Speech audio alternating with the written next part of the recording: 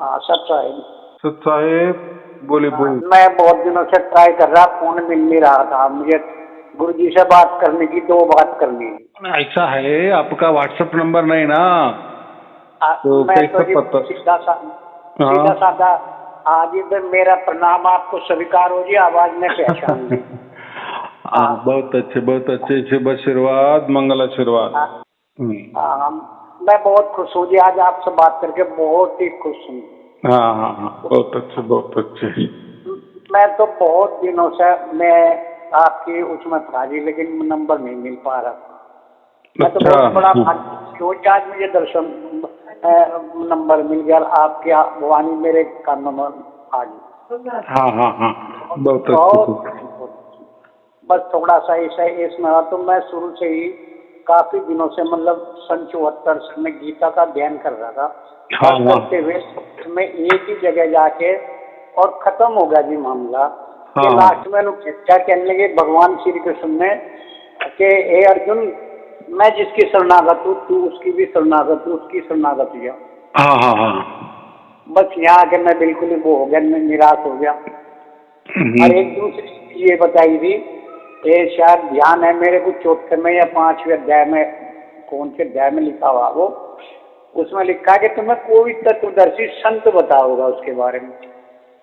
हाँ अब मैं इसी खोज में था, मुझे कहीं से पता लगा, मगर भाई नंबर मिला, हो सके भाई गुरुजी से मैं देखूं, बात कर लूं, अगर हो जा तो हमारा भी उद्धार हो जा। इस वजह से मैं तो आपसे संपर्क करना चाहता हूँ। तत्वदर्शी के दो अर्थ होते हैं। एक परमात्मा से डायरेक्ट हमें मिल जाता है, जो अच्छा सार शब्द है वो परमात्मा से ही मिल जाता है, जी तो जी वहाँ तो कोई तत्वदर्शी की जरूरत नहीं होती है। हाँ, जी तो जी वहाँ ऐसा समझो कि तत्वदर्शी का प्रवचन काम आता है, मार्गदर्शन काम आता है। जी तत्वदर्शी का मतलब क्या होता है? जो जी उस तत्व का ज्ञान दे, जी और जी ज्ञान दे, लेकिन ऐसा है कि वो तत्व का जो लखा होता है वो जी परमात्मा जी के द्वारा होता है। वो तो जी जी दुनिया में कोई ऐसा तत्वदर्शी नहीं है कि जो परमात्मा को लखा भी दे सके। अगर जी जी ऐसा होता तो फिर वो तत्वदर्शी परमात्मा के ऊपर हो जाएगा ना, जी जी परमात्मा उसके मट्टी में आ जाएगा, जी जी तो ऐसा संभव नहीं है। तो जो ये जो सार शब्द है हमें परमात्मा की ओर से मिल जाता है, जी बराबर। तो ऐसा है कि दो प्रकार के हमें समाधि होती है ना, एक अष्टांग जी योग वाली समाधि होती है, एक सहज वाली समाधि होती है। तो सहज जी वाली समाधि में जो हमें ईश्वर साक्षात्कार होता है उसका नाम होता है सार शब्द। जी जी जी हाँ, और जो अष्टांग योग द्वारा जो होता है आसन नियम, जो यम नियम वाला मामला, जी तो जी उसमें भी एक ईश्वर साक्षात्कार होता है, लेकिन जी वो समझता नहीं है, मालूम भी नहीं है किसी को होता है नहीं होता है, उसकी कोई जानकारी नहीं है। जी जी जी तो हमें जो भी साक्षात्कार हुए हैं वो समाधि वाले हुए, माने जी सार शब्द का ईश्वर साक्षात्कार हुआ है, माने वो परमात्मा की ओर से आया है। जी और ये जो अष्टांग योग वाला जो ईश्वर साक्षात्कार होता है वो हमारी ओर से किया जाता है। जी फिर उसमें यम नियम प्राणायाम आसन प्रत्याहार ध्यान धारणा समाधि वगैरह वगैरह बहुत बहुत कठिन इसमें जाना, फिर उसके लिए ब्रह्मचारी होना महत्वपूर्ण है, पूरी तरह से ब्रह्म की जानकारी रखना जरूरी है, सन्यासी होना भी जरूरी है, थोड़े तब भी करना पड़ता है।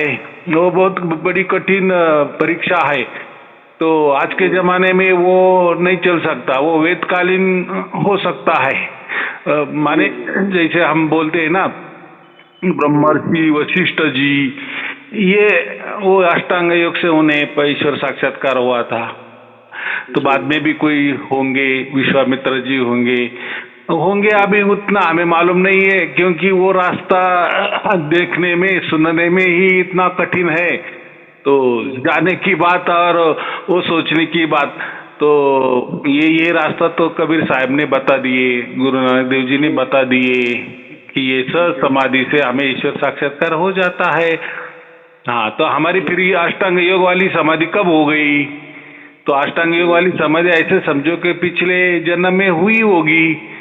बस हमें ब्रह्म का साक्षात्कार, ईश्वर साक्षात्कार होना ऐसा समझो थोड़े अंतर में ही था, और हमारा कुछ प्रारब्ध की वजह से डेथ हुई होगी। और गीता में कहा है ना कि तुम्हारा अगर कोई पुराना बाकी है तो वो मैं आगे उसका फॉरवर्ड कर दूंगा, माने वही पिछली वाली विद्या मैं आगे तुम्हें अगले जन्म में सौंप दूंगा।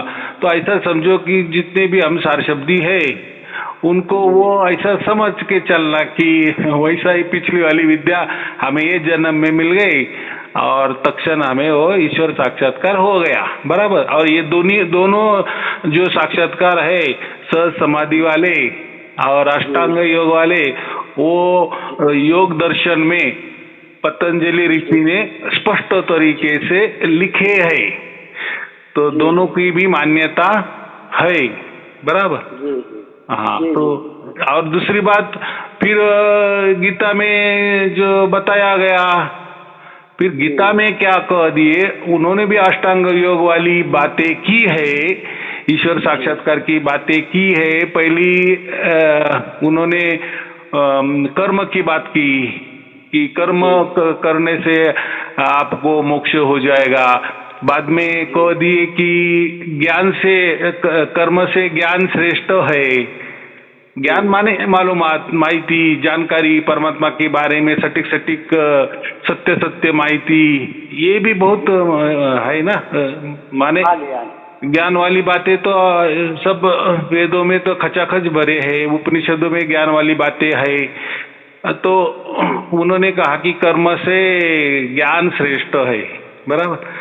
और बाद में ऐसा कह दिए कि कर्म से ज्ञान श्रेष्ठ और ज्ञान से भक्ति श्रेष्ठ। तो भक्ति में मैं तुम्हें मिल जाऊंगा, बराबर।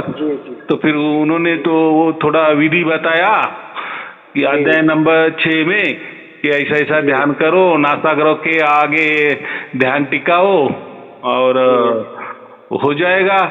और बाद में कह दिए कि तो वो भी थोड़ा कठिन ही है ना, नासाग्रह के ऊपर ध्यान लगाना हो कोई मामूली बात नहीं ना। ऐसे नासाग्रह के ऊपर वो भी ऐसा कहा है कि खुली दृष्टि। देखो वहाँ क्या लिखा है कि ध्यान भी करो, कृष्ण ने बताया ध्यान की विधि बताइए, लेकिन खुली आंखों से नासाग्रह के ऊपर ध्यान दृष्टि करनी है और ध्यान करना है, बस इतना ही लिखा है। लेकिन प्रैक्टिकल में वो शक्य नहीं है, बराबर कि नहीं, वो नहीं होता। आप भी चाहे तो करके देखो। तो बाकी गुरुआ लोग तो ध्यान में बिठाते हैं लेकिन आंख बंद करने को कहते हैं, लेकिन श्री कृष्ण ने ध्यान की विधि अध्याय नंबर 6 में एकदम सटीक बता दी है, बराबर, कि ध्यान ऐसा ही किया जाता है। तो फिर आगे तो आगे जाके फिर 9वां अध्याय में कहा दिए कि अभी मैं तुझे राजयोग और ये वो गुह्य योग बता देता हूँ। गुह्य माने गुप्त, गोपनीय, और ऐसा गुह्य राजविद्या का तो हम समझ सकते हैं। राजविद्या माने सभी विद्याओं में राजा, बराबर। ऐसी विद्या की जो 14 विद्या जो भी जितनी विद्या होगी उससे जो राजा है वो राजविद्या। और बाद में क्या कहा कि ये जो मैं तुझे देने वाला हूँ वो क्या कहा, गुह्य विद्या भी कहा ना। हाँ, और गुह्य में क्या कहा, गुह्यतम क्या लिखा, बोला गुह्य। देखो गुह्यतम माने सबसे, गुह्यतम में गुह्य से ही तो देखो पहला होता है गुह्य, बराबर, उसके बाद होता है गुह्यतर, बराबर। हाँ। और तीसरा होता है गुह्यतम, सबसे आखिरी वाला पड़ाव। जी। तो फिर हाँ। अध्याय नंबर 9 में राजयोग और राजगुह्य जो गोपनीय है, गुह्यम में गुह्य, अति गुह्य, गुह्यतम, तो फिर वो बता दिए। तो ऐसे तो बहुत सारे लोग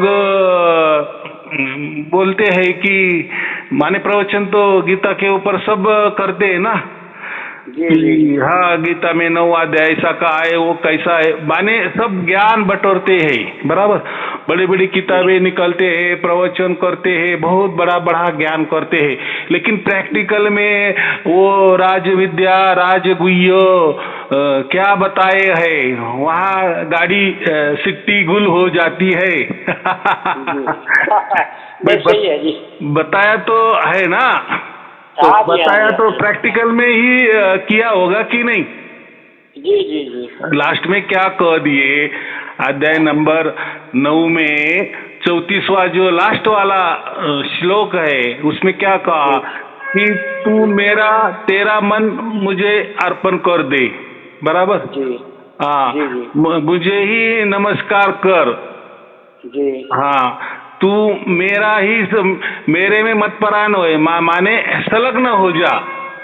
माने मैं और तू एक नहीं है, संलग्न। संलग्न माने जैसे रेल की पटरी होती ना, दोनों साथ साथ चलती है। संलग्न माने आत्मा और परमात्मा दोनों ही साथ साथ में चलना, बराबर। था जी।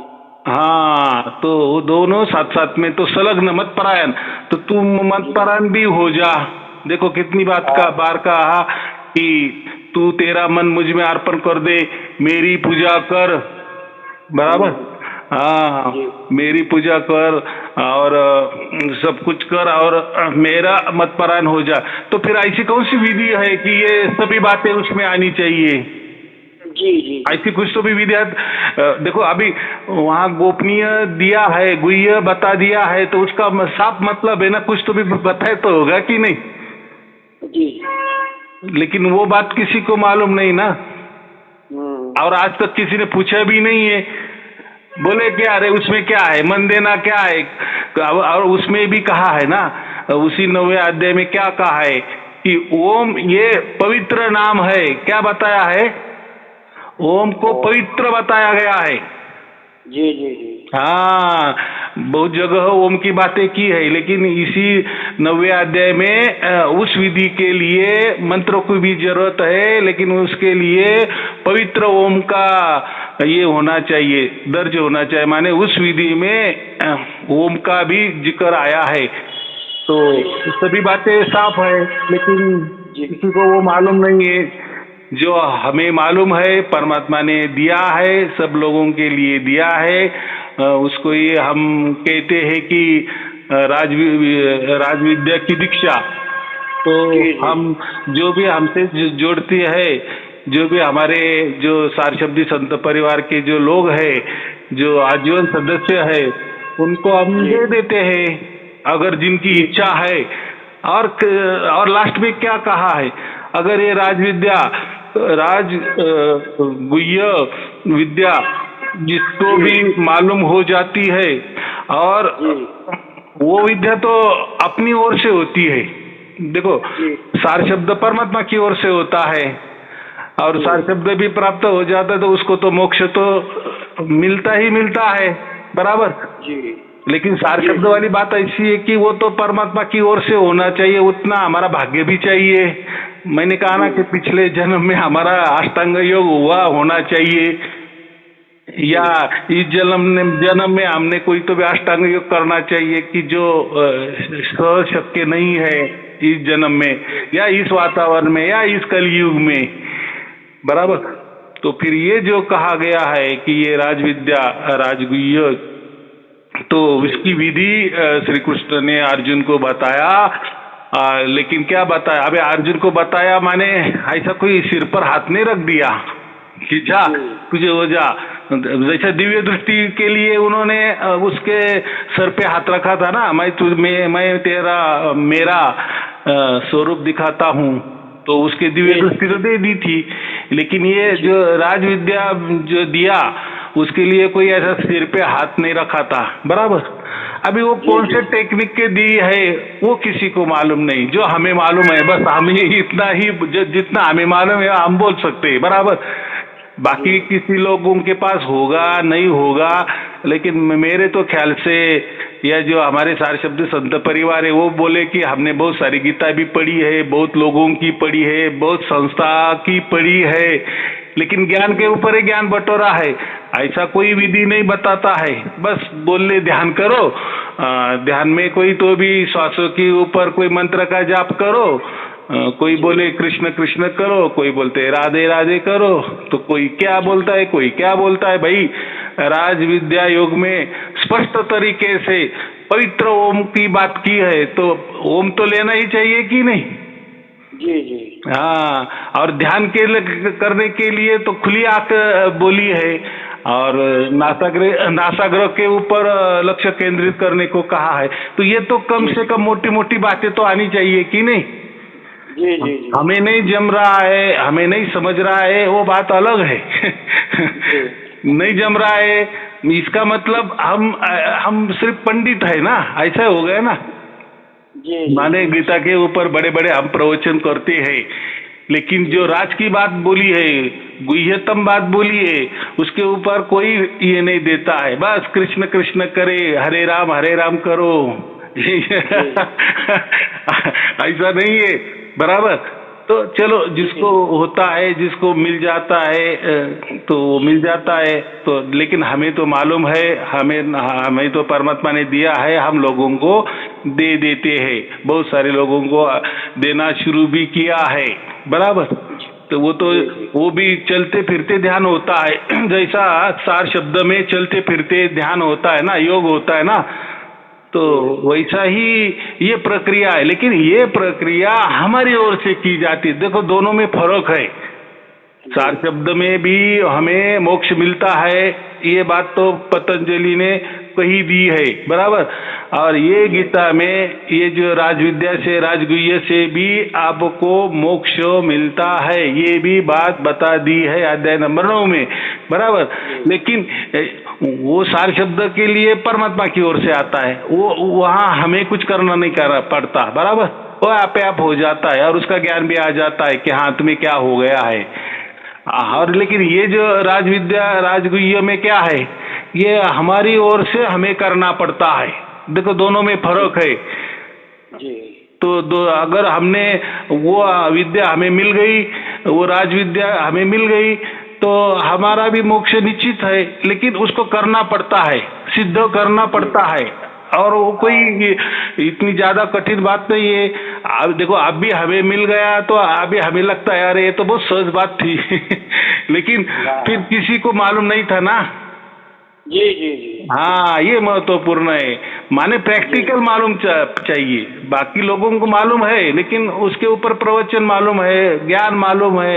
जैसे आपने तत्वदर्शी की बात की ना, तो तत्वदर्शी जो होते हैं ना, उनके पास ये सब रहता है, इसलिए तो वो उनको तत्वदर्शी कहते हैं ना। उस तत्व का उन्हें बोध हो जाता है, पहले उनके ऊपर हो जाता है, बराबर, और फिर वो लोगों को बांटते हैं या देते हैं, इसलिए वो तत्वदर्शी कहते हैं। उन्हें कोई सदगुरु या सतगुरु नहीं कहते हैं, उसको तत्वदर्शी ही कहते हैं, जो तत्वों का ज्ञान करा देते हैं, बराबर। आजकल के तत्वदर्शी है, लेकिन वो माहिती देते हैं, मालूमात देते हैं, इंफॉर्मेशन देते हैं। वो क्या काम का, बराबर। पढ़ने से अगर राजविद्या आ गई, राजगुह्य समझ में आ गया, तो बात ही क्या है, ऐसा थोड़ी है क्या, बराबर की ठीक है। तो ऐसा है।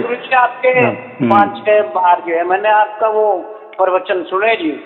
वो ये लड़के की बहू ले रही, तो मैं कभी 1-1 घंटा, आधा पौन घंटा मैं आपके प्रवचन सुने जी। कुछ मन जो है वो संतुष्ट और आपकी तरफ प्रभावित हुआ।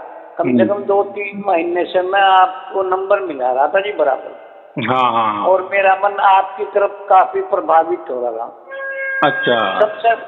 सबसे अच्छी बात तो मुझे आपके यहाँ से जो सत्साहिब शब्द का इस्तेमाल होता है जी, ये सबसे सुंदर मानता हूँ। हाँ सबसे सुंदर मानता हूँ जिनमें से। बराबर है। ऐसा है कि देखो हमें किसी के ऊपर डायरेक्ट विश्वास भी नहीं रखना चाहिए। जब उससे सचमुच में मिल जाएगा, देखो मीठी मीठी बातें करने वाले तो आपको हजारों लोग मिल जाएंगे ना। बिल्कुल इतनी बिल्कुल इतनी सही कह मीठी रहे हैं। बातें करेंगे कि आपके आंखों से आंसू भी आ जाएंगे। जी जी जी, बिल्कुल लेकिन सही कह रहे वो हैं। क्या फायदा भाई, जो श्री कृष्ण ने अर्जुन को बताए वो तो कम से कम दे दो, या जो कबीर साहब ने जो सर समाधि की बात की है वो सार शब्द तो दे दो, कुछ तो भी तो दे दो ना। तब तो हम कहेंगे ना कि आप तत्वदर्शी है। कि जी बस जी जी, अच्छा। कुछ भी मंत्र तंत्र दे दिए और ध्यान करो, मर जाओ, हम तुम्हें लेने आएंगे, हम तुम्हारे वकील हो जाएंगे, तुम्हारी वकीली करेंगे ऊपर। भाई किसकी वकीली तुमने की, बराबर जी की जी नहीं, किसको तुमने मोक्ष दिया? या तो ये क्या है, मन गढ़ंत कहानी है। आजकल के बच्चे कोई ऐसे नहीं समझेंगे। दो लोगों को आजकल प्रैक्टिकल चाहिए, बराबर की नहीं। जो भी बात जी है भाई प्रैक्टिकल में बताओ। तो पहले के जमाने में वो बात नहीं थी, लोग अशिक्षित थे या शिक्षित भी थे, बस गुरु पे भरोसा रखते थे, क्योंकि गुरु खुद कहता था कि मैं ही परमात्मा हूँ, मैं कबीर जी का अवतार हूँ, मैं कृष्ण का अवतार हूँ, मैं विष्णु का अवतार हूँ। तो लोग क्या करते थे, आग बंद करके उसके ऊपर विश्वास रखते थे, बराबर। और जी फिर वो कहता था तुम्हें कौन परमात्मा चाहिए, मैं ही हूँ ना, तुम्हें वो चाहिए तो मैं ही हूँ ना, मैं मंत्र दे जी रहा हूँ। तो इसको वो तत्वदर्शी कहते थे। जो कोई गुरु मंत्र देता है वो हो गया तत्वदर्शी। अरे भाई ये जी मंत्र तंत्र ये तो यहाँ के बने हैं ना, जी जी जी ये जी। मंत्र तंत्र से थोड़ी कुछ होने वाला है। जी जी, वैसे एक दिन मैंने प्रवचन में आपके मुख से एक ये शब्द और सुने थे कि हम्म, आप जो है कबीर साहब का भी सम्मान करो। हाँ आपने अपनी वाणी में कहा कि बराबर। मैं, हाँ, आके आप कबीर साहब का भी सम्मान करो। सबका सम्मान करना है, देखो। जी जी लेकिन कबीर साहब नहीं बनना है, वो महापुरुष है जी ना, वो संत है ना। जी, तो हाँ जी हाँ जी हाँ ये जो लोग क्या करते हैं, लोगों का विश्वास संपादन करने के लिए जी अशिक्षित लोग रहते हैं, या जी भावुक लोग रहते हैं, थोड़े श्रद्धालु रहते हैं, तो उनका ये फायदा उठाते हैं कि हाँ मैं ही कबीर जी हूँ। भाई कबीर जी हो तो कितने दोहे तुमने लिखे, नए दोहे। हाँ, नए एक कितने लिखते हैं। एक दोहा तो लिख कर दिखाओ, हाँ, बराबर की नहीं। तो बिल्कुल सही कह रहे हैं। हाँ, वैसे भी गुरु नानक देव जी भी लोग बन जाते हैं कि मैं गुरु नानक देव जी का भी अवतार हूँ। भाई गुरु नानक देव जी ने बहुत बहुत चमत्कार किए, उनका तो जी कुछ तो भी एक चमत्कार आप भी करके दिखाओ। तो वो जी नहीं, जी जी नाम फिर जी वो नाम क्यों लेना, वो महापुरुषों का नाम क्यों लेना? वो भाई कबीर दास जी हो, कबीर साहब हो, या कोई भी संत महापुरुष हो, वो हमारे लिए माननीय, जो क्या बोलते हैं हम, हमारे लिए आदरणीय, पूजनीय, जी जी वंदनीय है ना। जी जी जी जी। हाँ, तो वो उनका सहारा लेना या मैं हम उनके अवतार है ये बताना, ये बात अच्छी नहीं है। नहीं नहीं नहीं नहीं, गलत है जी। और जो जो हमको मालूम है वो बताओ, लोगों को डंके की चोट पे बताओ, वो भी हाँ चोरी छुपके मत बताओ। जैसे मैं अभी बताता हूँ कि जी हाँ मुझे मालूम है कि ये सार शब्द ऐसा होता है और वो भी परमात्मा से मिलता है, बराबर। उसके लिए आपका भाग्य ही, आपका कर्म ही काम आ जाता है, और जिसको भी सार शब्द प्राप्त होता है और वो परमात्मा से मिलता है उसका मोक्ष निश्चित है। देखो ये देखो कबीर साहब ने यहाँ कहा है, देखो ये गुरु नानक देव जी ने यहाँ कहा है, ये देखो वेदों में यहाँ लिखा है, ये ग्रंथ में लिखा है। हम तो ग्रंथ भी उपलब्ध कर देते हैं ना। वैसे अभी ये राजविद्या, गुह्य विद्या का हम डंके की चोट पे बोलते हैं क्योंकि हमारे वो पास है, और उसके लिए तो कोई ग्रंथ देखने की जरूरत भी नहीं है, वो तो गीता ही है, और गीता सबको मालूम भी है। तो गीता में जो फिर वो बताया है वो क्या प्रक्रिया है, प्रैक्टिकल में क्या है वो बताओ। तुरंत होना चाहिए कि नहीं, कम से कम 5 मिनट में 10 मिनट में तुरंत। देखो वो भी जाने दो, जो सामने वाला जब वो दीक्षा लेता है ना, राजविद्या गुह्य विद्या की जब राजयोग की दीक्षा लेता है तो कम से कम उसने तो भी बताना चाहिए ना कि हाँ गुरुजी बराबर दिया है, जैसे गीता में कहा है वैसे कि वैसे हमारा मन कैसा परमात्मा को अर्पण करना है, परमात्मा को कैसा नमन करना है, परमात्मा का क्या नाम लेना है, कैसा लेना है। ये लोग तो बस प्रवचन में बोलते हैं वो सांसों में लेना है, जाप करना है, अजपा करना है या मन में करना है, यहाँ ध्यान टिकाना है, वहाँ ध्यान टिकाना है और हो जाता है। और इनके मंत्र भी तो कोई ओम तो नहीं रहता भाई। अगर गीता नंबर अध्याय नंबर 9 में अगर लिखा है कि ओम पवित्र है तो वो तो वही लेना चाहिए कि नहीं।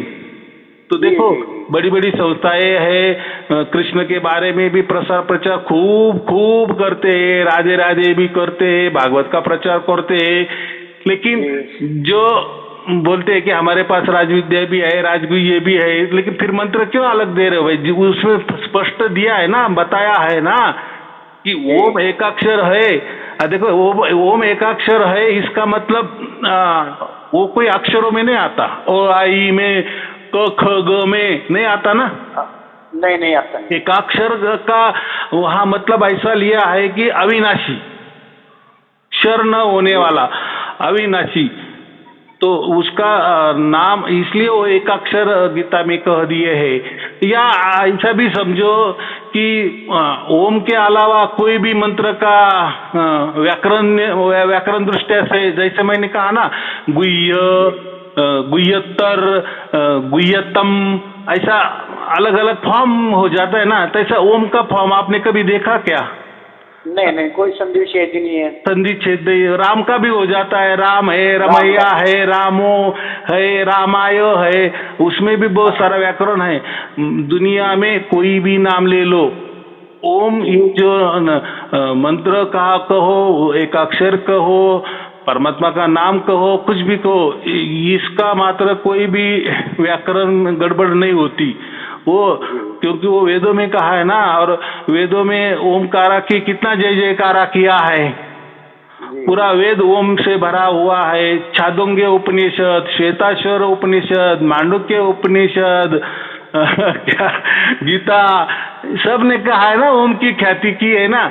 ये लोगों को वो कुछ मालूम नहीं होता, बस उसका विरोध कर देते, अरे ओम तो काल है, अरे काल है, वो कोई भूत है, कोई राक्षस है, हाँ। तो ऐसा है। और देखो उनके मंत्रों में ओम का जिक्र होता है, फिर वहाँ काल नहीं आता तुम्हारा। और दूसरों को बोलते है कि ओम काल है और ये ऐसा है वैसा है। और भाई तुम्हारे मंत्रों में भी ओम लगा है ना, तुम्हारे तुम भी जो गुरु मंत्र लोगों को देते हैं उसमें ओम है, और बाकी भी बहुत सारे सटर बटर मंत्र है। तो फिर ओम का अगर आप विरोध करते तो कई ओम का जिक्र मत करो भाई, ऐसा मत करो ना। वेदों में कहा है और उपनिषदों ने भी ओम की अगर महिमा मंडन किया है। और मैंने तो कहा ओम को तो कोई व्याकरण नहीं चलता ओम के ऊपर, बराबर। और ओम का एक दूसरा नेम भी ऐसा है कि वो आप कैसा भी ले लो, उसमें भी कोई पाप नहीं है। जैसे अन्य मंत्रों के लिए उसका स्वर, उसका उच्चार, उसका अर्थ, ये सब मालूम होना चाहिए, उसकी विधि, लेने की विधि। लेकिन ओम के लिए परमात्मा ने सब छूट दे दिए। ओम का जाप आप कैसा भी करे, बस जो उसका जो फल है वो मिलने वाला ही मिलने वाला है, बस। और उसका मोक्ष यही फल होता है। ओम का जो होता है ना, वो मोक्ष के लिए ही ओम का उपयोग करना है। बाकी इसमें लोग कोई भी मंत्र के आगे ओम लगाते हैं, वो बात अलग है। वो क्यों लगाते हैं, या वो मंत्र को पावर आने के लिए ओम को ड्राइवर कर देते हैं या क्या करते हैं, वो उनको मालूम। लेकिन मैंने तो कहा ना, ओम ये सब जगह चलता है, सब काम करता है, सभी जगह वो फिट बैठता है। लेकिन उसको गीता में पवित्र कहा गया है, वो कोई बुरा काम के लिए ओम का उपयोग ना करे। हाँ बोलो बोलो। तत्सत शब्द जो और दिए जिसके साथ में, जैसे ओम तत्सत दिया, तत्सत क्या है जी? तत्सत माने वही मैं हूँ, वो जो है ना, तत्सत माने वो जैसा कि वैसा है, माने वो परमात्मा के बारे में कहा है। तो तो वो मैं हूँ, इसका मतलब क्या है? साफ मतलब है कि जैसा परमात्मा चैतन्य स्वरूप है वैसा हम आत्मा भी चैतन्य स्वरूप है कि नहीं?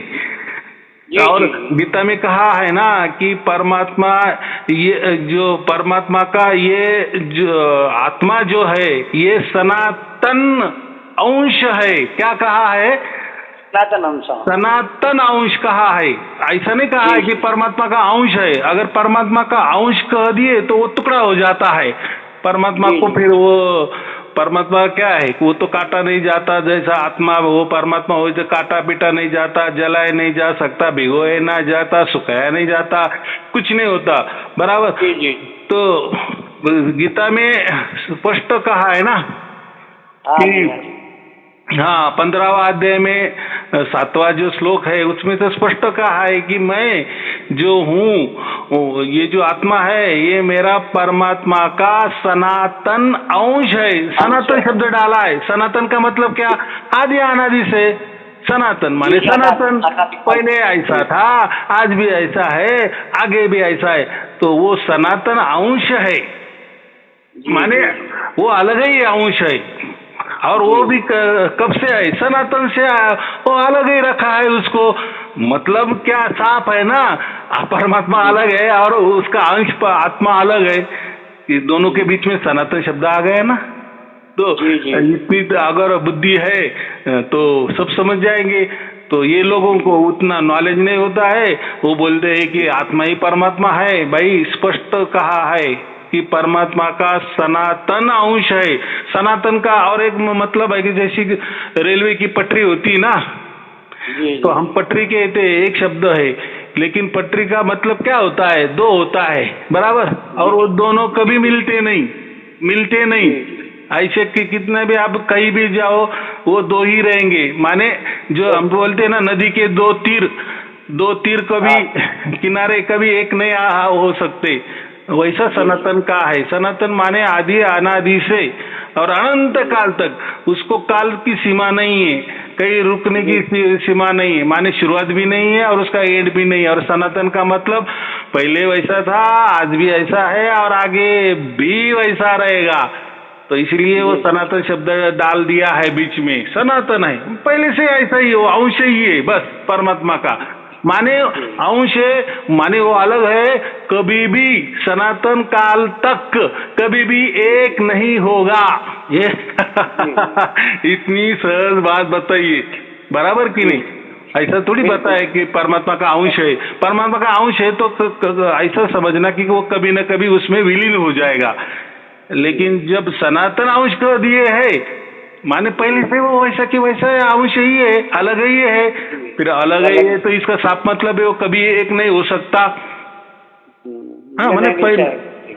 हाँ तो ये क्या होता है, छोटी छोटी बातें होती ना, वो जी हमें मालूम नहीं होती, बराबर।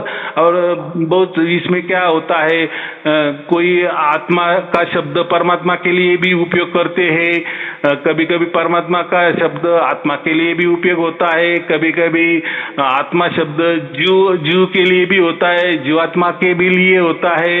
ये ऐसे जी अलग अलग शब्दार्थ परचा है।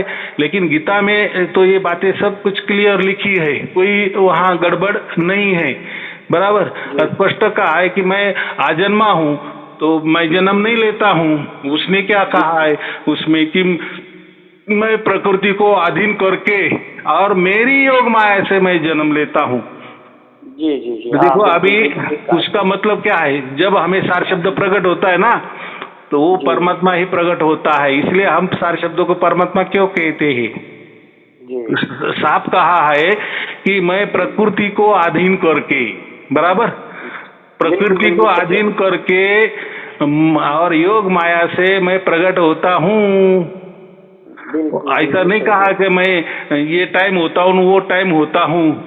तो ना ना ना धर्म की स्थापना तो हर टाइम जरूरत होती है, रोज जरूरत होती है, सेकंड सेकंड में धर्म की हानि होती है। ऐसा नहीं है, ऐसा कोई एक काल आता है कि हाँ अभी देखो धर्म की हानि हो गई। माने धर्म माने सत्य, और जी सब लोग सत्य की हानि करने को ही तुले हुए है ना। जी हाँ तो ये सार शब्द भी क्या है, ये जी भी परमात्मा ही है। तो ये छोटी छोटी बातें होती है, ये अगर हमें मालूम हो गई तो सब कुछ बराबर होता है। तो अभी आपको हमारे यहाँ एक प्रणामी प्रणामी वो है जी, एक यहाँ से हाँ तो एक दिन यो कहने लगे जी आत्मा सो ही परमात्मा है। मगर आत्मा से परमात्मा कैसे हो सके? मगर तुम सिद्ध करके बता दो। वो कहने लगे तुम कर दो सिद्ध। भाई बहस तो मैं करता नहीं, पर एक बात सुन लो, मैं बता रहा भाई आत्मा से परमात्मा कैसे होगा? ऐसे नहीं होने का। देखो परमात्मा से आत्मा तो मान सके, जैसे मैं वो कहने लगे सिद्ध करो, मगर मैं बता रहा भाई सूरज से किरण है, किरण से सूरज तो नहीं। देखो हाँ बराबर है, हाँ बिल्कुल है जी। मगर समुद्र से तरंग है, तरंग से समुद्र नहीं है। वो जाने दो, ये तर्क की भाषा है। जो तर्क जानते हैं ना उनके जीवन में तर्क ही तर्क रहता है, यानी वो मरते दम तक उनको कभी प्रैक्टिकल में परमात्मा प्राप्त नहीं होता, कभी प्रैक्टिकल में। देखो एक बात होती है तर्क वाली, सभी जगह तर्क नहीं होते, सभी जगह तर्क नहीं चलते। जो लोग तर्किक है ना, भाई श्री का भोग लेना है, अरे भाई लेकिन वो श्री अगर हमारी बहन हो तो, हमारी माँ हो तो, पत्नी के लिए वो तर्क ठीक बैठता है। लेकिन हर स्त्री के लिए बैठता है क्या? वो हर स्त्री का मतलब फिर वो हमारी माँ भी हो सकती है, हमारी बहन भी हो सकती है, हमारी पत्नी भी हो सकती है। तो तर्क में अगर ऐसा कह दिए कि श्री भोग्य वस्तु है, तो माने मुझे क्या कहना है, वो तर्कों में नहीं जाना। जो ज्यादा तर्क का सहारा लेता है ना, तो उन्हें कभी परमात्मा की प्राप्ति नहीं होती। अरे भाई वो बोलते कि नहीं नहीं भगवान युगे युगे अवतार लेता है, कभी कभी अवतार लेता है धर्म की स्थापना करने के लिए। भाई अगर स्पष्ट कहा है ना, मैं प्रकृति को अधीन करके योग माया से जन्म लेता हूँ, तो उसका क्या मतलब है? भाई प्रकृति चलाने वाला वो है ना जी, और वही चला रहा है। प्रकृति सब कन कन में उसका वास है, तो स्पेशल में वो क्या करने वाला है? वो कोई प्रकृति से अलग थोड़ी है कि वो प्रकृति को अधीन करने वाला हो, नहीं। तो वो सार शब्द के लिए कहा गया है, बराबर। जिसको भी जो हम कहते हैं ना ईश्वर साक्षात्कार होना है ना, तब वो क्योंकि कैसा है, देखो ये जो हमारा शरीर तो जड़ है ना, हमारा मन जड़ है, हमारी बुद्धि जड़ है। लेकिन जब हमें ईश्वर साक्षात्कार हो जाता है तो ईश्वर तो कोई मन नहीं है, ईश्वर तो कोई बुद्धि नहीं है, ईश्वर तो कोई ये जड़ नहीं है, बराबर। लेकिन जो फिर हमारे ये जड़ शरीर में जब साक्षात्कार हो जाता है तो वो उसके लिए कहा है, शरीर माने प्रकृति है, तो प्रकृति को भी वो अपने ये इस बंधन में ले लेता है। और वो फिर जैसी उसकी जो प्रणाली है, जो उसकी हम योग माया कहेंगे। नहीं तो फिर ऐसा अगर होगा, अगर नहीं ये तो शरीर नश्वर है, इसमें कैसा परमात्मा आ जाएगा? अगर परमात्मा अलग है तो वो ये जड़ शरीर में, ये मलमूत्र के शरीर में कैसा प्रवेश करेगा? अरे भाई वो अंदर भी है, मलमूत्र में भी परमात्मा है, हर जगह परमात्मा है, कन कन में है, रोम रोम में है, जरे जरे में है, कन कन में है। तो उसके लिए स्पेशल प्रकृति में भी वो है ना, प्रकृति चलाने वाला भी वो है ना, तो क्यों वो प्रकृति को अधीन करेगा? और स्पेशल ट्रीटमेंट में इसका मतलब वो नहीं है प्रकृति में, फिर वो आता है, फिर प्रकृति को अधीन करता है, फिर योग माया से जन्म लेता है, ऐसा उसका अर्थ हो जाएगा ना। माने वो प्रकृति से भिन्न है, तो फिर प्रकृति कौन चलाता है? तो बात ऐसी है कि ये तर्कों वाले मामले हैं, इसमें नहीं जाना। ये आत्मा परमात्मा वाली बातें हैं, प्रकृति वाली बातें हैं, इसके सब जवाब वेदों में इसके पहले ही दिए हैं, बराबर। हाँ, वो कोई नई बात नहीं है, और गीता में भी वो आए हैं। लेकिन देखो समझा देने वाला चाहिए ना। अगर जैसे हम कहते हैं ना, जो सोया हुआ सोने का नाटक कर रहा है तो उसको जगह भी कैसा जाता है? नहीं, हमारे गुरु ने कहा ना, हमारे धर्म ग्रंथ ने कहा है ना, हमारे धर्म ने कहा है ना। हाँ, मुझे ऐसा लग रहा है भाई तू तेरा धर्म छोड़ दे, तेरा पंथ छोड़ दे, तेरा महापुरुष भी छोड़ दे, तेरा संत भी छोड़ दे, तेरा विचार भी छोड़ दे। परमात्मा ये सबसे ऊपर है, बराबर। उसकी लीला वो जाने, वो कैसा तुम्हारे अंदर प्रकट होना है, कैसा तुम्हें ज्ञान देना है, नहीं देना है, कब देना है, कौन से परिस्थिति में देना है, क्यों देना है, देना है नहीं देना है वो सब तय करता है। तू तेरे बस में माने कोई तेरे तर्कों में वो कोई आने वाला नहीं है, ना तेरे भाव भक्ति में भी वो आने वाला नहीं है, बराबर। तो वो सब कुछ देखता है ना, सब तेरे क्या बोले ज्ञान देखता है, तेरा कर्म देखता है, तेरा भक्ति देखता है, ये सबका मिक्सिंग जो हम क्या बोलते हैं रिजल्ट निचोड़, तब वो घटना हो जाती है हमारे साथ, ऐसी नहीं हो जाती है, बराबर। तो ये बात है। तो चलो बहुत अच्छी बात है। आपको सार शब्द की प्राप्ति हुई है या नहीं? हाँ हुई जी, हुई। हाँ हो गई है। तो फिर आपके लिए बाकी की कोई जरूरत नहीं है, माने ये जो राजविद्या राजगुह्य का दीक्षा लेने की आपको कोई आवश्यकता नहीं है। हाँ, लेकिन आपको अगर लग रहा है तो वो भी आपको मिल जाएगा। जो परमात्मा ने बांटने के लिए दिए हम तो बांटेंगे। आपकी अगर इच्छा है तो उसमें तो कोई खर्चा नहीं है, कुछ नहीं है। आपकी इच्छा है तो, नहीं तो फिर तो आपको तो एक काम तो हो गया है। इसलिए मैं क्या कहता है भाई, देखो सार शब्द मिल गया, सार शब्द प्रकट हो गया, ईश्वर साक्षात्कार आपको हो गया, वो एक दूध समझो, गाय का दूध समझो। और बाकी हम जो गुरु लोग हैं तो आपने हमें गुरु मान लिया तो हम गुरु मंत्र दे देते हैं, हमारे प्रणाली से जो चला आया है वो भी दे देते, तो वो शक्कर समझो। और ये अगर आपको राजविद्या राजगुह्य योग लेना है, आपकी इच्छा है, चलो ये भी परमात्मा का चमत्कार है, चलो ये भी आजमा लेंगे, तो क्या दिक्कत है। तो वो एक केसर हो गया दूध में। देखो दूध में दूध है, उसमें शक्कर भी है, उसमें केसर भी है, तो बढ़िया बात है ना।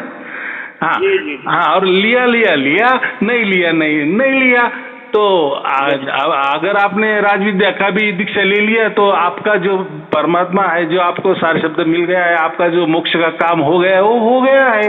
अरे ये भी देखो, वो जो सार शब्द होता है ना तो वो उसके द्वारा होता है, और ये जो राजविद्या राजगुह्य है ना, ये हमारे द्वारा हमें करनी पड़ती है, बराबर। ये दोनों में बात है, दोनों में फर्क ये है। तो ये भी जरूरत है, जैसे बराबर है।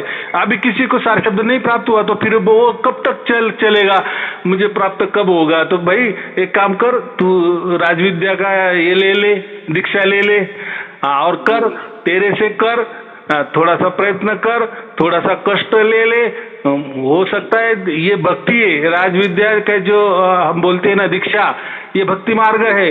हो सकता है तेरी भक्ति को फल मिल जाएगा और तुझे मोक्ष भी मिल सकता है, और वो जो विद्या है वो भी प्रकट हो जाएगी। जैसा सार शब्द प्रकट हो जाता है वैसा ये भी प्रकट हो जाता है। लेकिन उसमें हमारा कसब है, बराबर, हमारा कष्ट है। हाँ, कष्ट माने उसमें कोई आपको ध्यान करने के लिए नहीं बैठना है, कोई आपको बहुत सारे नियम वगैरह को कोई पालन करना नहीं है। हम जैसे चलते बोलते बैठते उठते खाते पीते सब काम करते हुए वो योग बताया है श्री कृष्ण जी ने, क्योंकि श्री कृष्ण जी ने अर्जुन को बताया तो उस टाइम वो युद्ध करना था, उसको कोई ध्यान में नहीं बिठाना था। बराबर कि नहीं? हाँ, तू मेरा स्मरण भी कर और युद्ध भी कर, इसका मतलब क्या है, बराबर कि नहीं?